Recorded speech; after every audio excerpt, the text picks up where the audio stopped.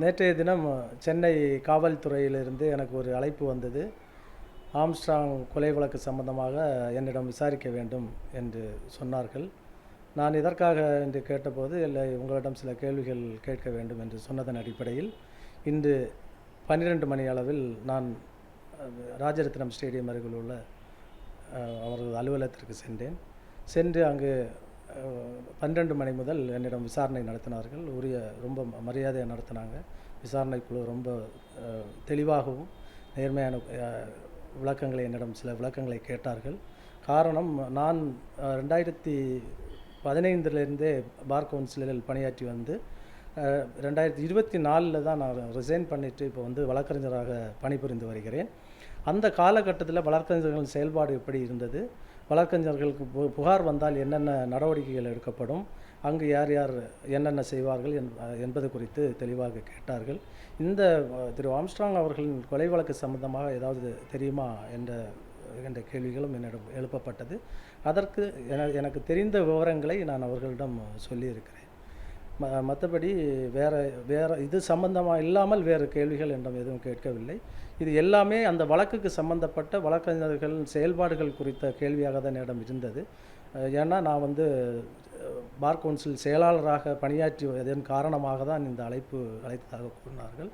அவர்களுக்கு அந்த என்கொயரிஸ் எல்லாம் எப்படி நடக்கும், என்னென்ன பண்ணுவாங்க, ப்ராசஸ்ங்கிறது அவங்களுக்கு ஒரு உரிய விளக்கத்தை என்னிடம் கேட்டதன் அடிப்படையில் அது சம்பந்தமாக எல்லா விளக்கங்களையும் கொடுத்தேன்.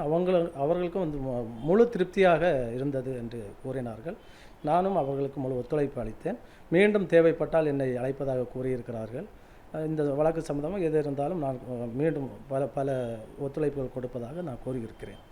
நான் தற்போது செயலாளராக ரிசைன் பண்ண பிறகு நான் தற்போது சென்னை உயர்நீதிமன்றம் மற்றும் மதுரை கிளையில் வழக்கறிஞராக பணிபுரிந்து வருகிறேன்.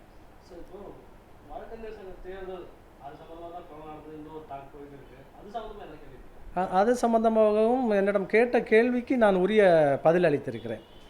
அவங்க வெளியே யார் யார் என்ன சொல்கிறாங்க, அந்த கேள்விகளுக்கு எல்லாருக்குமே எனக்கு சில இது கேட்டாங்க. அதுக்கு உரிய பதிலை நான் அளித்திருக்கிறேன். அது வந்து நான் தற்போது இப்போது கூற இயலாது. நான் உரிய விளக்கங்கள், காவல்துறை புலன் விசாரணை நேர்மையான முறையில் நடைபெற்று வருகிறது என்பதும் நான் இதன் மூலம் நான் தெரிந்து கொண்டேன்.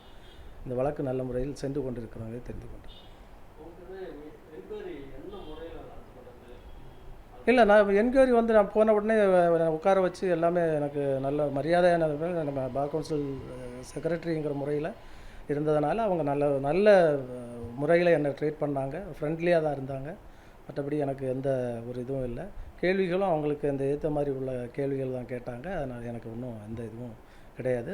நல்ல முறையில் நடத்துனாங்க. காவல்துறை அதிகாரிகள் ரொம்ப நல்ல அதிகாரிகளாக தெரிந்தாங்க. என் பேர் ராஜகுமார். சென்னை உயர்நீதிமன்ற வழக்கறிஞராக தற்போது பணியாற்றி வருகிறேன்.